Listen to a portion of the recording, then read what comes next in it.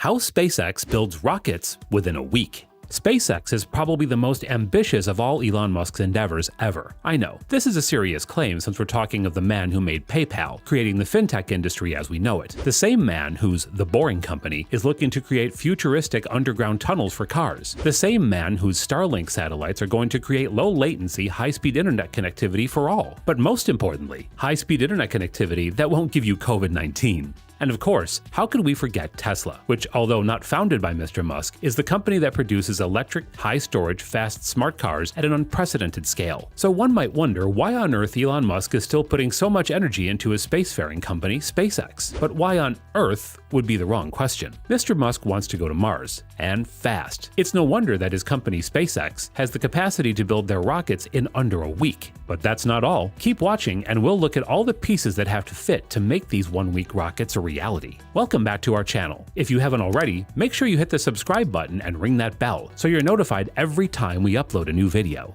The first and most important aspect responsible for the success and speed of SpaceX is the man himself, Elon Musk. Mr. Musk came up with the idea of SpaceX in 2002 as a way to provide cheap space exploration. He also has big dreams of making humans an interplanetary species in the case of any extinction event like a meteor from outer space, or World War III of course. However, time is of the essence, and Musk knows this as well, as he has commented in the past that we need to speed up our rate of innovation to be able to get to Mars on time. When he says on time, we can understand that he means before I die. Because of this, Musk hires workers that are absolutely enthusiastic about the impact of their work on our species. And to be honest, it's pretty wild if your descendants can say that their ancestor helped in making humans multiplanetary. When compared with, say, NASA, SpaceX has 6,000 employees with a median age of 31 years, while 56% of NASA's workforce is 50 years or older. SpaceX runs like a startup, unlike NASA, where their employees are technically working for the government. Because of this, NASA employees work the regular 40 hours a week, while SpaceX's youthful workforce can stay up to 60 or 80 hours per week, sometimes spending as much as 100 voluntary work hours during critical recoveries and launches. Also, with NASA being government-owned, there is a lot of constraint on the consistency of space exploration by the country. This is because the President, Senate, and policies change from time to time, as some congressmen and women will be opposed to using taxpayer money to fund what seems irrelevant.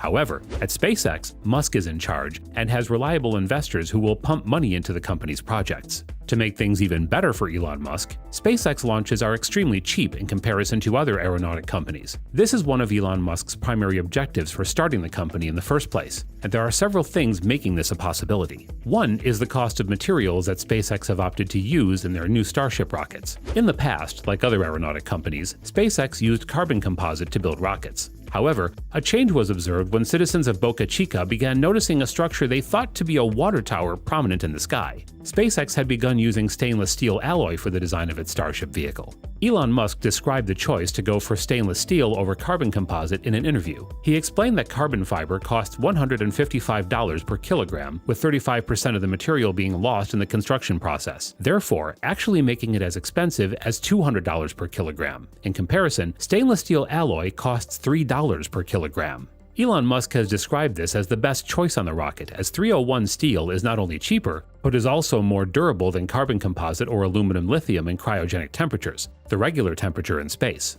NASA spends around $2 billion per launch compared to SpaceX's $62 million for its Falcon 9, which reduces to $50 million when being reused.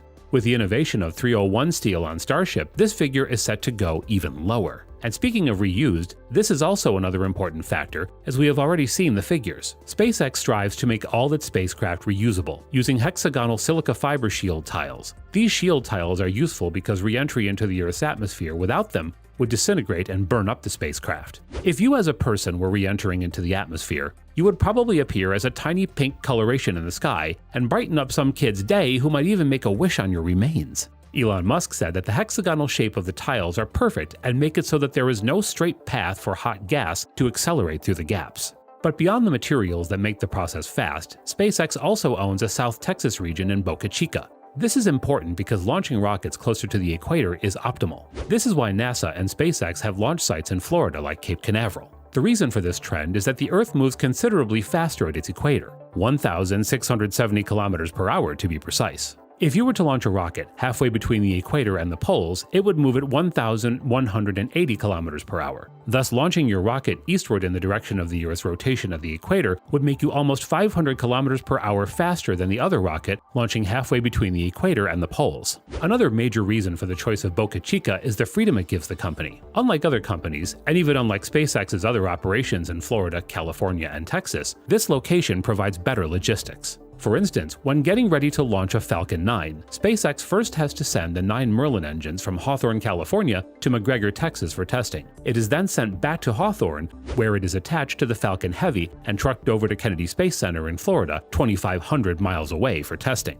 This trucking process is done with 44-wheelers from Bale Brothers and Easy-E Trucking, and the spaceship is even modified to fit on roads and under bridges. Although this process requires a lot of movement, money, and time, SpaceX still managed to pull off 26 successful Falcon 9 tests in 2020. However, with Boca Chica, the construction site, testing site, and launch site are all in one place, cutting out a lot of work that would have already been done relatively quickly by Musk and his brilliant team. The few people living in Boca Chica have had their houses bought from them for triple its market valuation, as Musk plans to build a city suited to the needs of the project that will take us to Mars. SpaceX has also purchased more land beyond Boca Chica and plans to call the entire city Starbase. Pretty cool. However, some residents of Boca Chica have refused to sell their homes, and that's a pretty unique experience. Unlike regular people who have to put up with their neighbor's kid's band or something, these guys have neighbors that play heavy metal. But seriously, this new launch site has improved a lot as SpaceX and Elon Musk have already run 4 high-altitude flight tests for its Starship in Boca Chica from February to May. They include SN9, SN10, SN11, and SN15. 5 tests if we're counting the SNL show hosted by Mr. Musk in May, which was also the most popular. And this is part of SpaceX's secret for success, not the shows, the rapid testing. They employ this unique way of not relying too much on computational models, but rather on empirical data from their test flights. This is why they are expecting, maybe even hoping, to see faults when they run these tests. These rapid tests are made possible by the cheapness of each launch, which is also boosted by the rate and reliability of investment, as well as the fact that the company is run by Elon Musk, not a government whose wavering policies may influence the speed of development. The space race is getting hotter by the day, this time not between Russia and the USA, but recently between SpaceX and Blue Origin, Musk, and Bezos. In no time, we'd be on our way to Mars, making a new civilization, and becoming the extraterrestrial life we've always hoped for. I personally just want to see Elon Musk and Jeff Bezos hopefully gather their space fleet and duke it out in space one day. How long do you think it will be before we get a civilization on Mars? More importantly, who do you think would win in a Star Wars between Jeff Bezos and Elon Musk? Let us know in the comments below. And if you enjoyed this video, make sure to give it a like, and check out more awesome ones on the Simply Tech channel. Thanks for watching, and we'll see you next time.